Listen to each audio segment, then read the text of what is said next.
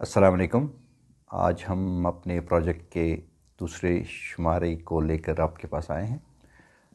अभी हमारे प्रोजेक्ट का कोई नाम नहीं है और जो हमने पहला वीडियो शेयर किया था आपके साथ बहुत ही लिमिटेड अंदाज में शेयर किया था कुछ ख़ास दोस्तों के साथ, और उनको रिक्वेस्ट की थी कि आप पहले इस आइडिया के बारे में हमें फ़ीडबैक दें। हमें बहुत सी नेक ख्वाहिशात मिली फ़ीडबैक में, बहुत सजेशंस मिली, क्या करना है, कैसे नहीं करना है, क्या रखना चाहिए, क्या नहीं रखना चाहिए।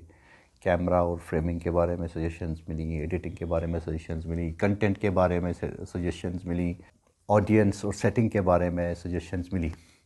तो हमने वो नोट की हुई हैं और इंशाल्लाह अगर ये प्रोजेक्ट आगे चला तो हम उन सारी सजेशंस को, सारे फीडबैक को अमल में ज़रूर लाएंगे और इंशाल्लाह इसको बेहतर से बेहतर बनाने की कोशिश करेंगे।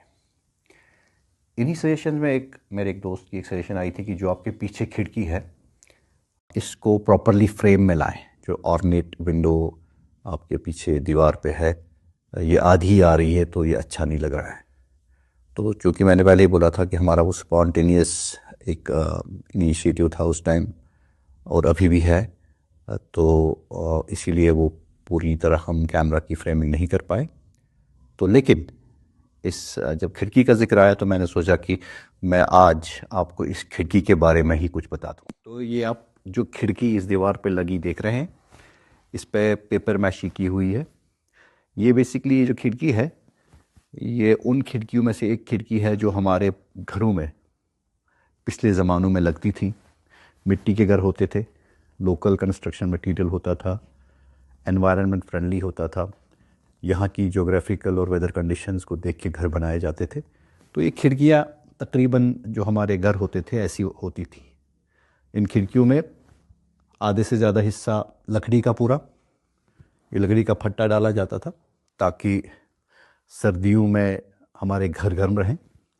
ऊपर थोड़ी सी जगह रखी जाती थी, इसमें उस टाइम शीशा नहीं लगता था, इसमें शीशा लगा हुआ है, उस टाइम शीशा नहीं लगता था। या तो लकड़ी के क्रिस क्रॉस ऐसे जालियाँ सी होती थी या ऐसे ओपन रखा जाता था।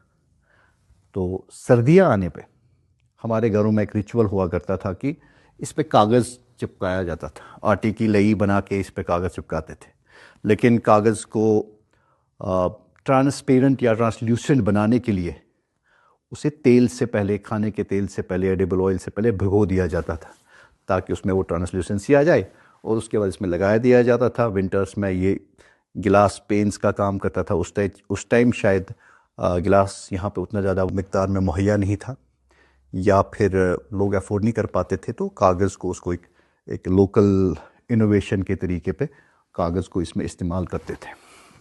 तो ये हमारी खिड़कियाँ होती थी। इसमें जो हैंडल्स होते थे ये भी लकड़ी के ही होते थे। इसमें जो कीलें लगती थी, इन जो इसके जो पार्ट्स हैं उसको जोड़ने के लिए, वो भी लकड़ी की ही होती थी। अभी भी होती है खिड़कियों में वैसी कीलें।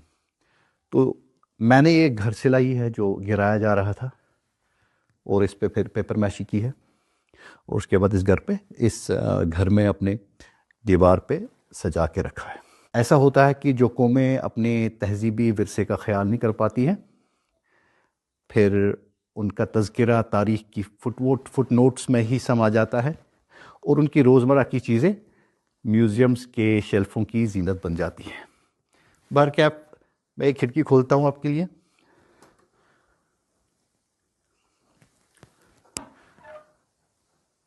आप देखेंगे कि इस खिड़की के परे कुछ नहीं है, दीवार है। तो ये बेसिकली ऑर्नामेंटल और डेकोरेटिव पर्पसेस के लिए लगाई गई है। वो अहमद सलमान की अपनी मशहूर गज़ल सुनी होगी, लैला खस रही है कि जिसने भी सुनी है, वो क्या कि सूरज पे घर बनाना और उसमें छाऊं तलाश करना, दलदलों पर खड़े भी होना, फिर अपने पाँव तलाश करना, निकल के शहरों में आ भी जाना, चमकते ख्वाबों को साथ लेकर, बुलंदो बाला इबारतों में फिर अपने गाँव तलाश करना। तो ये वही अपने माजी को तलाश करने की कोशिश है जो है यहाँ पे हमने रिक्रिएट की है। लेकिन ये जो आप दीवार इसके पीछे देख रहे हैं, ये दीवार एक्चुअली नहीं है, ये बेसिकली होप है, जहाँ पे आप अपने हिसाब से अपनी नई दुनिया में रंग भर सकते हैं। इस दीवार को देख के मुझे इंग्लिश लिटरेचर की 2 स्टोरीज़ याद आती हैं। एक ओ हेनरी की है। ओ हेनरी मशहूर शॉर्ट स्टोरी राइटर हैं, इंग्लिश के रहे हैं। उनकी स्टोरी का नाम है द लास्ट लीफ। बहुत ही खूबसूरत कहानी है, आप पढ़िएगा। दूसरी स्टोरी है, उसका नाम है द हॉस्पिटल विंडो। तो उसके ऑथर का नाम मुझे याद नहीं इस टाइम, लेकिन ये दोनों स्टोरीज़ जो हैं ये इनकी इत्तेफाकन इनकी दोनों की सेटिंग एक हॉस्पिटल के वार्ड में है। But both of them inspire the notion about the goodness of human heart and inspire people to be good to each other and good to themselves. मैं आपसे गुजारिश करूँगा कि आप इन दोनों स्टोरीज़ को पढ़ें। इंटरनेट पे मेरे ख्याल से अवेलेबल होंगी, उनको ढूंढें। और मैं लाइलक से भी गुजारिश करूँगा कि उनको ढूंढ के अगर इस वीडियो के एंड में एम्बेड कर सकें, उनकी लिंक्स तो करें। तो ये बेसिकली आपसे गुजारिश है कि अपने दिल की खिड़कियाँ भी ऐसे ही खोल दीजिए और इस ब्लैंक दीवार को, अपनी अपनी ब्लैंक दीवार को होप से, goodness of intent and thought से भरिए।